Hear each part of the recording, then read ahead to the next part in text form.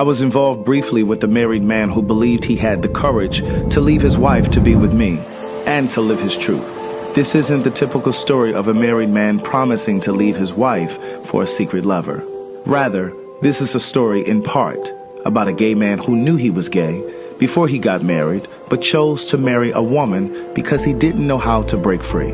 Rocky and I met on a gay social media site 3 months after I returned to the East Coast to live, and just 11 months after he was married. At the time we met, he was living and working in Dubai as a contractor for the government on a military base, while his wife was stationed in Tallahassee, Florida, where they had a home. In one of the first messages he sent me, Rocky shared that he was married, but that he had regrets. He explained that he had come out to his mother and siblings when he was 18 years old. He sat them. To listen to more of One Thing for Certain, Two Things for Sure, a memoir continued, visit audible.com. Good day, thinkers, thought leaders, progressives, and dreamers.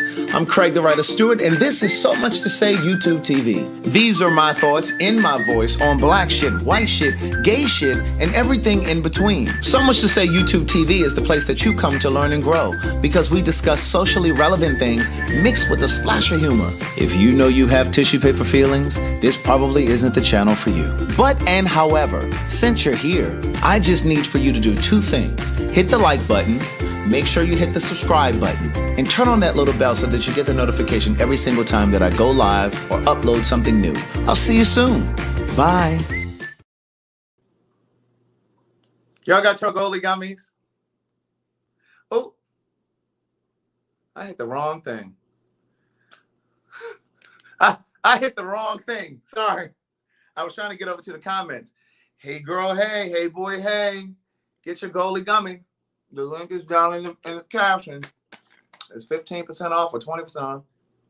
Promo code is Craig the Writer. Hey girl, hey. Hey boy, hey. Y'all see my tan? Come on in here, sit down. Good day, thinkers, thought leaders, progressives, and dreamers. Communication is our partner. Clarity is our friend. Coffee mug is available over at CraigTheWriterStewart.com. Let me get a little.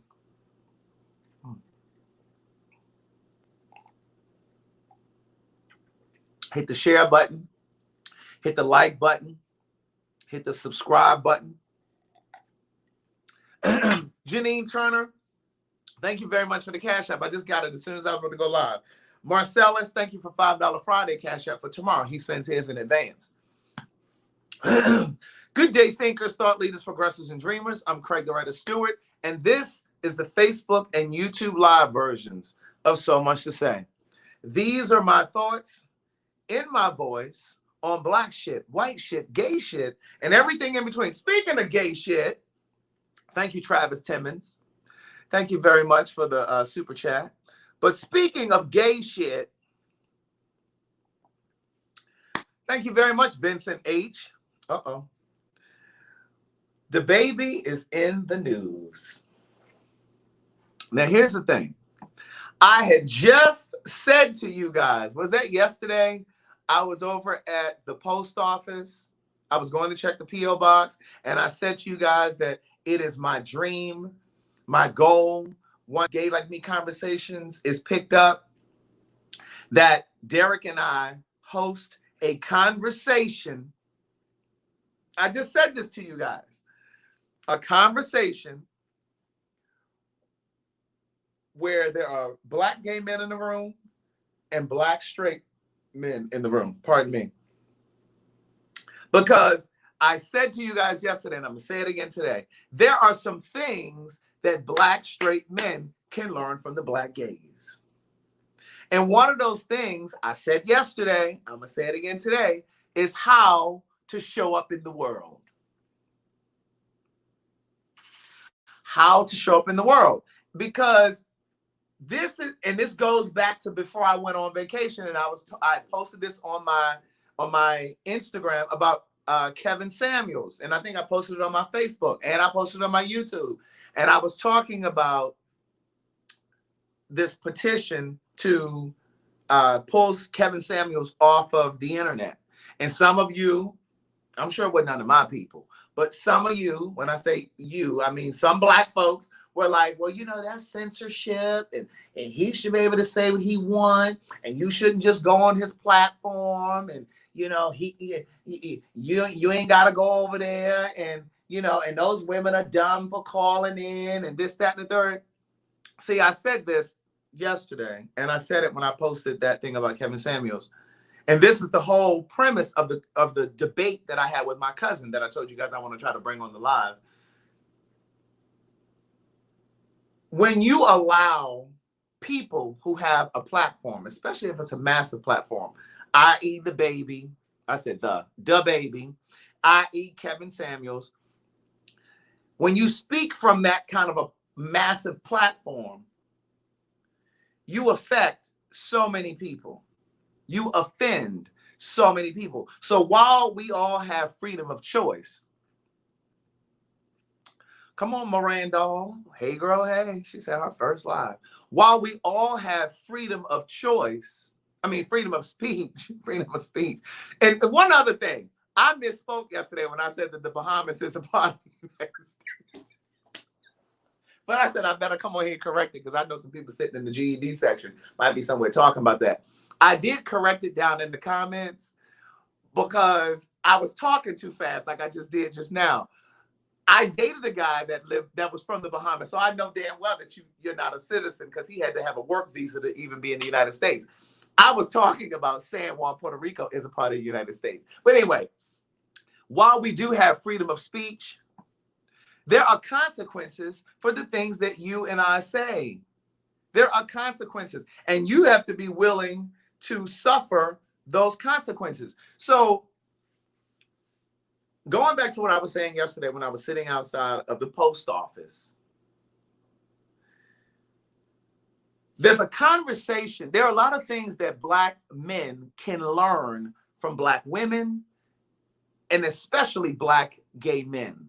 But the reason why many of them have not learned from us is because of this hypermasculinity, because of this toxic masculinity, also their fear, their fragile masculinity. So that's hyper, toxic, and fragile masculinity. And there's the fear of getting close to Black gay men. You can learn from us. And just by sheer virtue, you would have known not to go on stage and say, put your phone light in the air if you don't have HIV.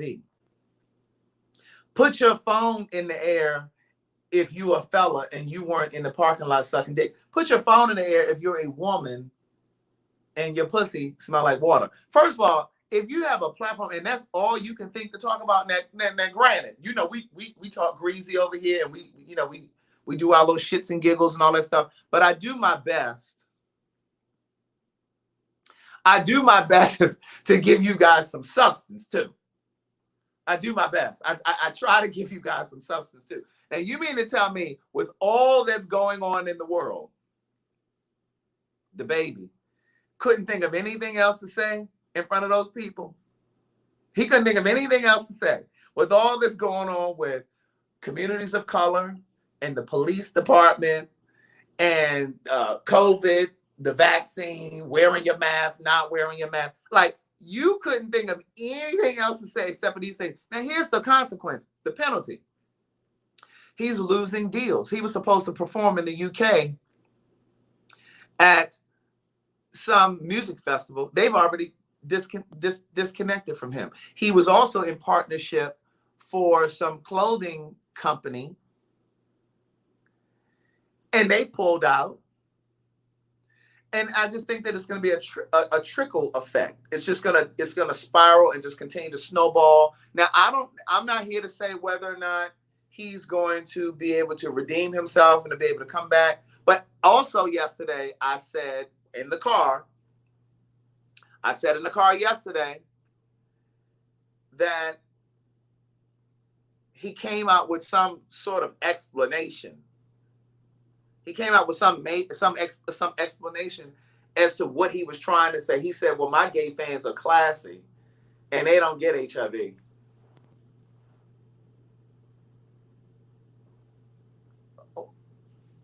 What? Your gays are classy and they don't get HIV. And you know, like I said yesterday, to suggest that only gay people are contracting HIV, that's problem number one. Because I told you guys yesterday that right now, the majority of the new infections, a lot of those new infections are black women. And then let's not even talk about the fact that he probably, and I don't know this to be true, he probably fucking women. Now, I know some of y'all suggest that he might be a little, you know, it's the whole people say he might be a little, but to suggest that, wait a minute, excuse me, what's not what he said? What he said was what I just said a moment ago. And that was, put your phone light in the air if you a fella and you weren't sucking dick in the parking lot. And he said something about, he said, my fans are classy and they don't have HIV. That's exactly what he said. But yeah, now some of you all have suggested that he's a tambourine player. But my thing is, I'm sure he probably out there having a lot of unprotected sex. A perfect candidate for contracting HIV and any other STD. But to suggest that only people who aren't classy can contract HIV, like that's just foolish. But then Elton John came out and spoke out. Now you know when. Listen, the fact that Elton John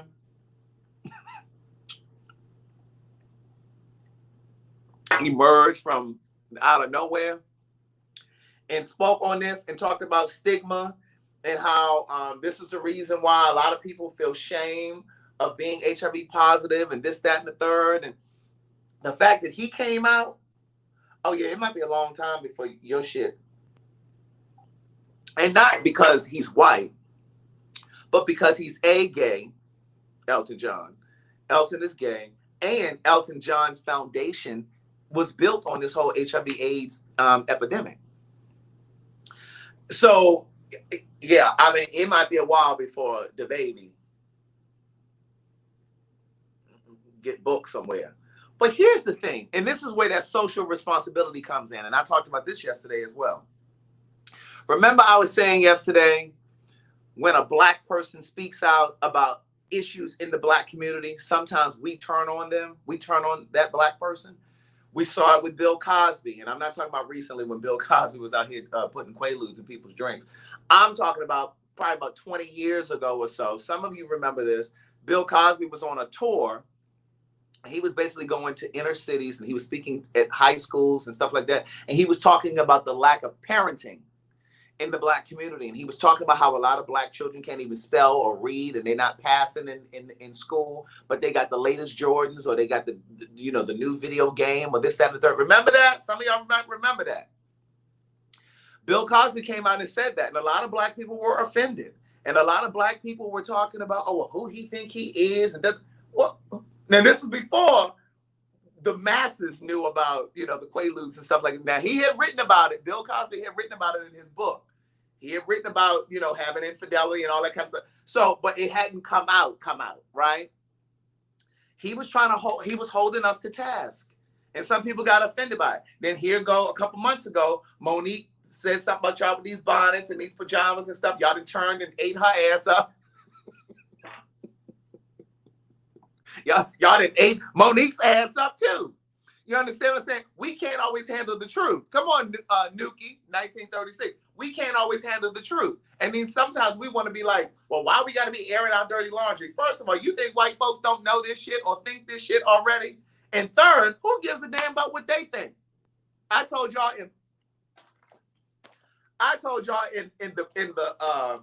in the acknowledgments or the dedication of Book of Jewels that this black person has divorced himself from what white people think. I divorced myself from what they think about me and other black people years ago. So y'all got to stop worrying about what white people think. But Bill Cosby came out and spoke about ills in the black community.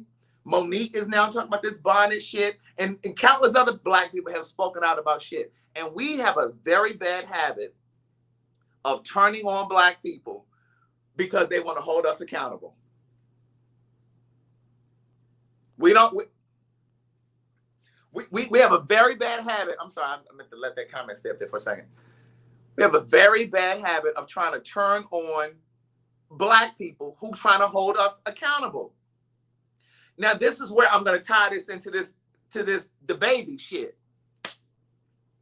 Some of you who support his shit and other people like him, like that ignorant ass Lil Boosie, some of y'all, I'm looking at y'all. Some of y'all support that shit. Y'all think it's innocent. Oh, it ain't harming nothing. This is what I was saying about that Kevin Samuels shit the other week. And y'all were like, oh, that, he's just one person. No, but see, that's how it metastasizes. That's how it spreads like a cancer. And then next thing you know, you got 15 more Kevin Samuels popping up. 15 more DaBabies popping up. 15 more Lil Boosies popping up. You got to stop that shit like a cancer when it starts. You got to stop. You got to nip it in the bud from the onset. And see, what I'm saying to you guys is sometimes you guys support this nonsense. And I know it ain't my people. I'm just talking about the people that's just sneaking into the live, just paying, just looking, I know it ain't y'all.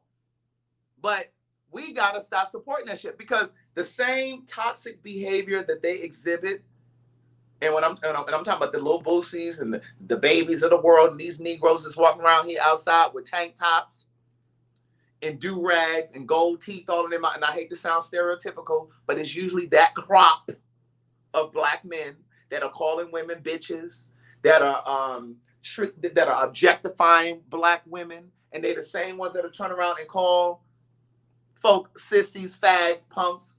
You understand what I'm saying? We got to stop defending that nonsense. We got to stop allowing that shit to slide. I'm going to tell you a story. And I've shared this story before, but it's quite apropos for tonight. Y'all remember that song that Michael Jackson put out? All I want to say is that they don't really care about us. In that song, he said, chew me, sue me, everybody do me, kick me, kite me, everybody. Remember that? Y'all, you remember that, right? Y'all remember that? Y'all remember that song? Well, that record label was owned by some white folks that were Jewish. They made him pull them lyrics. They made him pull them lyrics because what Jews aren't gonna do is let y'all talk about their people like that. They felt like it was anti-Semitic, and they made him go in the studio and redo it, or they edited it. However the fuck they did it, they changed it. They pulled all that shit off the shelf where he was saying Jew me, sue me. But see, the difference between Jews and us, we'll let shit slide and slide and slide and slide. The whole damn black community falling apart because there's so many people saying, oh, it ain't hard. Ain't nothing wrong with Kevin Samuel over there. Don't turn it on. Just don't watch it. Don't subscribe to it. You ain't got to listen to DaBaby. You ain't got to listen to Lil Boosie. Why you following on his Instagram? That shit is poison. Jewish folk don't allow y'all. Jewish folk don't allow y'all, because see, they own the record labels and the TV channels and the radio stations and the newspapers. They're not gonna let y'all put that. See, they understand that words have power. See, we still haven't figured that out yet. We haven't figured out. We don't understand the power of writing some shit down. Remember, I asked you guys to do a vision board. Remember, I asked you guys to do a vision board. See, there's power. There's something about going from your lips down to paper, and then it goes into the world. It happens. It manifests. They understand that. They understand that. And see, excuse me, for far too long, hip hop artists have objectified women in music videos. They swiping credit cards through their ass, calling y'all bitches and hoes in their lyrics and this, that, and the dirt. And see, we let a lot of that shit slide.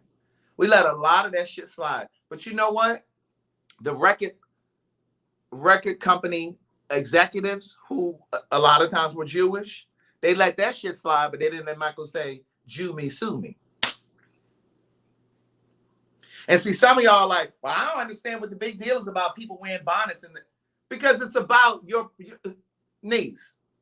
You out in the public wearing bonnets and pajamas.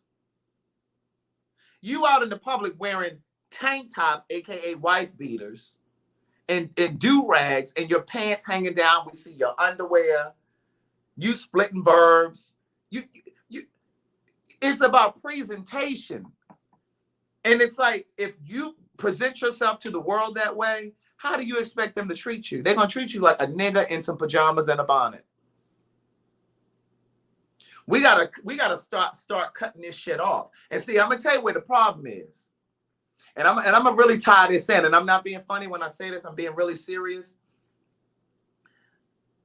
Let me go a different way, because y'all gonna think I'm being funny. I decided, that's a better word. I decided probably 15, 18 years ago. I decided about 15 or 18 years ago that I personally was not going to support anything just because it was Black. I'm not going to support a television show.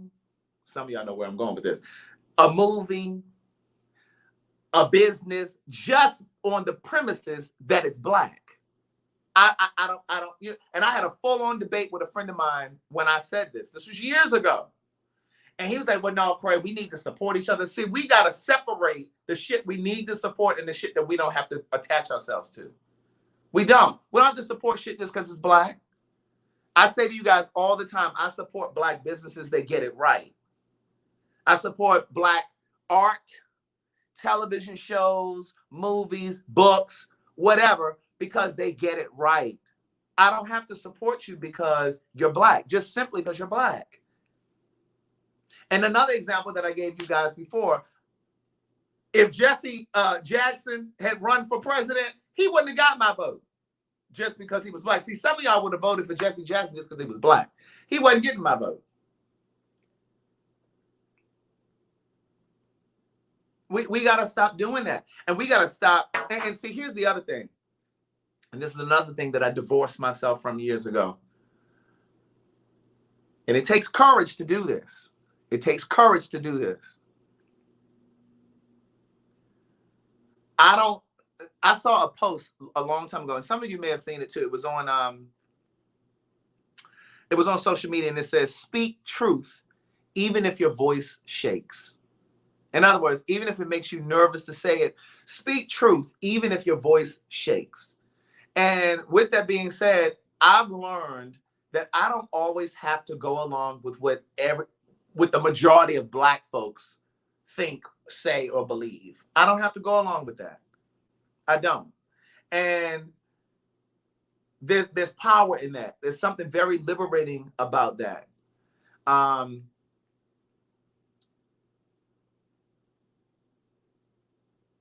Let me go to this next thing. I think I've said enough about that. Let me go to this next thing. The other thing that I wanted to talk about was T.I. jumped on the live the other day with Zoie. I am Zoie. And I don't know Zoie. I only met him one time. And I was dating this guy. And this is probably like maybe 3 years ago, maybe. And Zoie, it was Thanksgiving, and Zoie came over to the house for Thanksgiving, to this guy's house that I was dating. So I don't know him. So I have nothing to say about Zoie. But what I have to say about is T.I., because a lot of you message me and say, well, what do you think about this? This is the reason why I'm talking about it. Derek J. talking about, oh, you gay? Yes, I am. But a lot of you were like, well, what did you think about what Zoe was saying? Here's what I was saying. And I did see a part of what Hope was saying, Hope Giselle. She's a trans activist. I did see part of it, but then today was a busy day for me, and I'll tell you about that tomorrow. I really wanted to talk about my own day today, but I'm going to tell you about that tomorrow. So I only saw a part of what Hope was saying, but I agreed. And again, I don't know Zoe, so I can't speak to where he is in terms of intellect. But what I will say is T.I. should have had a conversation with somebody who could really go toe to toe in terms of being able to have legitimate arguments or defenses or to be able to counter what he was saying. And, you know, I did see, because one of you sent me the live with T.I. and Zoe when they were live. Somebody DM'd it to me, and I just happened to click on it. And I saw like the last maybe 10 or 15 minutes. But I don't really feel like Zoe was prepared for that conversation. And again, this goes back to what I was saying yesterday when I was at the post office. I want myself and Derek to have a conversation with the Black straight community, and some of them can be in the hip hop community, and Black gay men, because there's a divide. And there are a lot of things that T.I. was saying in that conversation yesterday that just didn't even make fucking sense. And I just didn't feel like Zoe was prepared to say what needed to be said. And then also there were moments where I felt like Zoe gave up because T.I. was kind of over talking him. And so there were moments where I felt like he wanted to make a point, but he didn't make the point because he kind of like gave up. He kind of acquiesced. He was like, okay, all right. And he said, well, let me finish. He didn't really command the conversation the way I would have.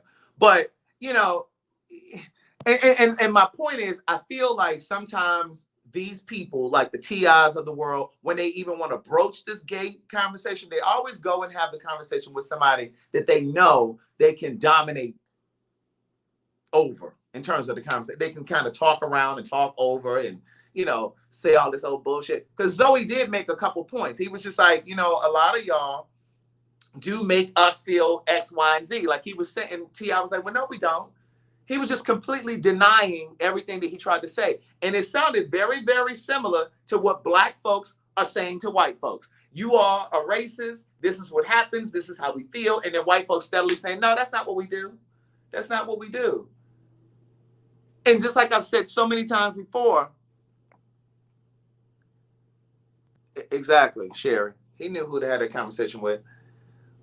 But just like I've said before, there's so many parallels between civil rights and Black gay rights. I'm not even gonna just say gay rights. I'm gonna say Black gay rights. Because a lot of the shit that we want straight people to see and understand and know are the same things that Black people want white people to see, understand, and know. And I just think that we have to stop giving people a pass. We really do. Let me get my notes, because I had made a couple notes, and I don't know if I touched on all of my notes. I didn't. Let me get over here to this ignorant ass little Boosie. Thank you, David Griffin, for the Cash App. Hey, boy, hey. Oh, hold on. Derek wants to come on. Let me send Derek the link. Let me send him this link. Guests. Invite guests. Copy. Oh, wait. Let me do it on this one. Hold on, y'all. And I'm going to tell y'all about this little Boosie thing.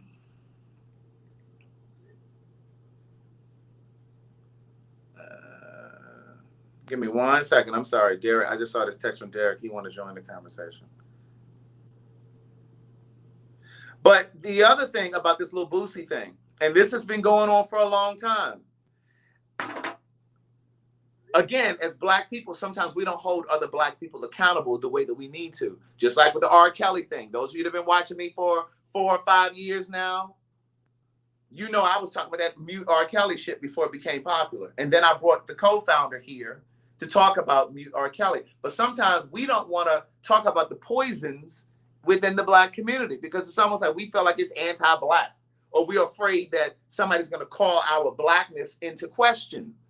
Y'all know I stand 10 toes down for Black people, but there's some shit that I'm just not going to overlook. R. Kelly being one of those things. Same thing with this Boosie shit. This little Boosie bullshit.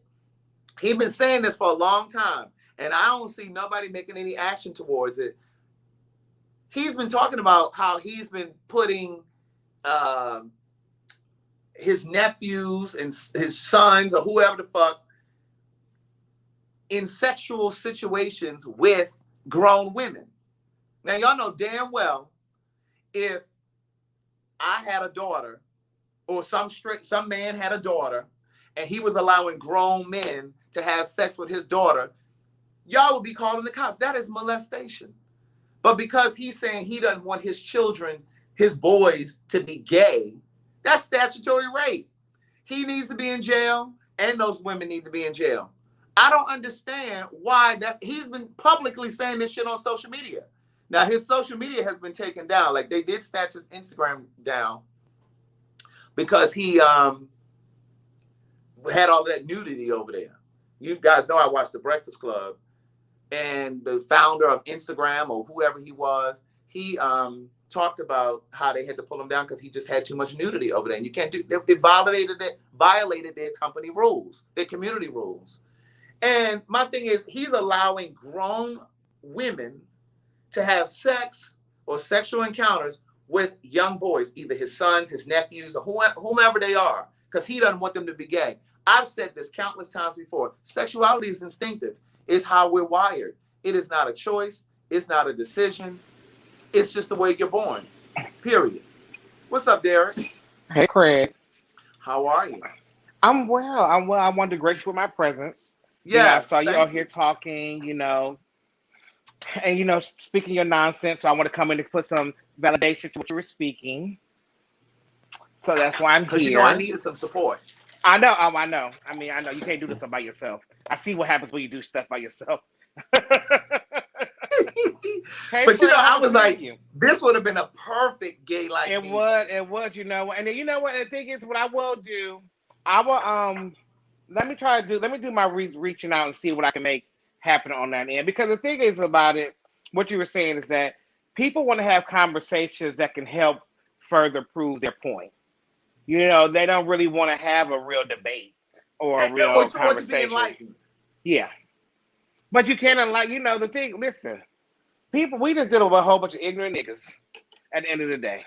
Boosie ignorant, the baby is ignorant, and that it just is what it is. So, T.I. has his ignorance too. He does. But that's why, like, was I like offended by what Boosie said? I wasn't offended because I wasn't surprised. You know what I'm saying? So the thing is that a lot of people got offended because it's like you thought like what he said was not out of the way. Right. So it wasn't out the way. So I wasn't surprised at what he said. So I wasn't angered by it because that's why I don't support Little Boosie. I don't support the baby. I won't go to the baby concert. So you can't. That's like going to an all-white club and then somebody say something racist to you and you get upset. Like, how dare you? It was like, well, you knew the potential was there. You knew the potential was there. Like, you know what I'm saying? You go to a rap concert with an ignorant rapper, the potential is there. So you can't be upset about the potential that's there. You know what I'm saying? So, I get it. I'm all for speaking for your rights as being about it. But the thing is, I couldn't be upset about something that I wasn't surprised it was going to happen. Yeah. If that makes sense. And here's the thing that somebody said here. She says, I'm sorry, you've had bad experiences with women. We are not all that way. I don't know who she's talking about. I thought she was going in a different direction when I first glanced at it. But here's what I know to be true. I don't know any sexual past of Lil Boosie or the baby or any of these other people. But what I will tell you is one of the things that I've learned is sometimes and we're talking about black people right now, black men. Mm-hmm. Sometimes when these black men have such animosity towards gay people and they always having these conversations about gay people and, it's such a problem for them. A lot of times they were molested as children. Mm. And they may have been molested by a man. And so they take that anger out on all gay people because of that, right? And so that's one of the things that it just kind of came to me one day. I said, you know what? They hate all gay people because they were violated by somebody that happened to be gay. You know, but the thing that I was saying to them, and this is why I really want us to do that conversation about the barbershop. There are so many things that black men, straight black men, could learn from black gay men. And I was saying this yesterday on my live. We have figured out how to move through the world in a way that they haven't. Yeah. And Funky Dineva said, like, I didn't see the Fox Soul thing, but somebody sent me a clip today. And he was saying that somebody asked him when George Floyd died, is he a person, because he's black, a black gay man, just like we are you a person that gets nervous when the cops get behind you? And I've never had that fear either. Me, I haven't either. I don't get nervous when the cops get behind me. I just don't. Well, you should. Why? Oh, you know why. Oh, no, I got that. Oh, no. He's talking. Wait. Look. Hey, y'all, this is what I wanted to talk about. I'm talking about with y'all tonight, but I'm going to talk about it tomorrow. My damn driver's license was suspended. I got a whole story about that for tomorrow. But so but yeah, but so I don't get nervous when they're behind me. And when Funky Dineva said it, it brought up a light bulb for me, because I was just like, you know what? I don't get nervous either when they're behind me. And I think that I don't either. Right, but I think that there are some things that black straight men could learn from us. Not even just with the whole police and how to interact and shit, but just how to move through society, period. Because like I was saying yesterday, we have figured out, black gay men have figured out how to be more successful in this country, whether it is in our careers. And part of the problem is they don't listen. They don't want to listen. They can't take direction from women. They don't want to take direction from us. Like, it's like, you, at some point, when do you step back and say, you know what, we need to start listening to some other people, because we ain't doing this shit too swell. There are a lot of things that they could learn from us. They really could. They really, really could. But I am at a point where, and I've said this before, just like I don't have these conversations with white people explaining race. I don't explain racism and how to identify it. I'm at that point now with black people. I'm not going to keep explaining sexuality and why it's not a choice and it's not just a decision. And, and there's so many people, black people, that are so toxic in the way that they think about sexuality or about religion. But all of it is generationally taught. Exactly. So the thing is that it takes people like me, the younger generation, to kind of like, change that. I'm trying. That's how I'm working with you, Craig. You at your grand age. I'm trying to work with you to get you out your thought process. Oh my God. But to your point, I tweeted this today and I said, most people treat religion like tradition. Whatever was passed down to you, you've accepted as truth without questioning it or deviating from it because it was given to you. Have you ever really stopped to wonder why you believe what you believe? Maybe now is the time to do so. Because I mean, you got to tweet for everything, huh? Huh? You got to tweet for everything, don't you? Well, I am a writer, Derek. I'm a thinker, thought leader, progressive, and dreamer.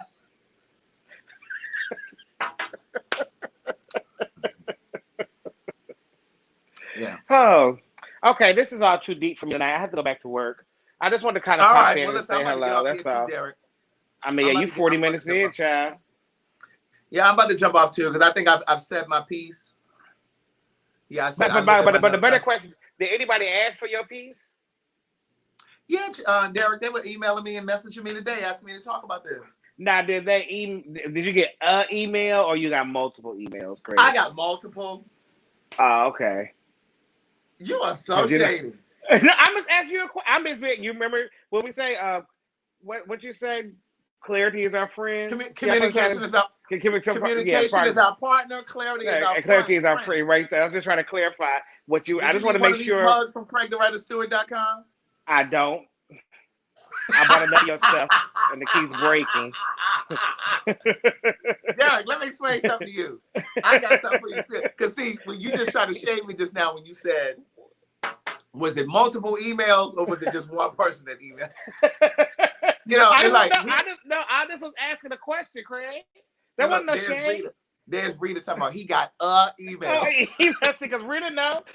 Craig was like, they've been blowing me up, child. One person said, and they probably One person. It wasn't even no email. They just put a message on his Instagram. What you think about this? Oh, child, they want to know what I'm thinking. Child, But wait a minute. So look, so there's a ongoing inside joke that Derek and I have, right? So like when we used to go bike riding and stuff all of the time, somebody would always stop like, "Oh my God, that's Derek J." And Carlton and I have this thing where we fuck with Derek because we were like, Derek, did you see them people? They recognize. He said, "I'm famous, bitch." Derek said, "I'm famous, bitch." Well, here's my story. I was all the way over there in Jamaica, Derek. We were in the restaurant eating, and way over in the dining room, I saw this lady. She had her fork, and she was like, "Is your name Craig?" Oh, Craig. Well, you listen, darling. It's a difference between like, being famous and being popular, Craig. You're just popular right now. Need a picture. I'm 10 years. I'm 12 years in the game, darling. You're just popular right now. So once your popularity wears off, then we can see what happens. Okay? Look, and like you told me, try that little one season of the TS Madison. that little one season. Y'all. I did not say that, y'all. Craig, don't do me like that. He said that little one season of the T.S. Madison experience. Nobody know you from that. He's popular right now. You're popular. Oh I will give you that, Craig. I'm gonna give that you are a popular guy. Oh my God, you so crazy. But anyway, listen, you guys have an amazing night. Hopefully, we gave you something to think about, gave you something to laugh at. But we really do have to start thinking critically, seriously, about a lot of things. Good. Derek, you are crazy. Sign off, Craig. Bye, y'all. You guys have an amazing night. Brush your teeth, floss your teeth, brush your tongue. And I'll see you guys tomorrow because I definitely got to tell you my story about my driver's license being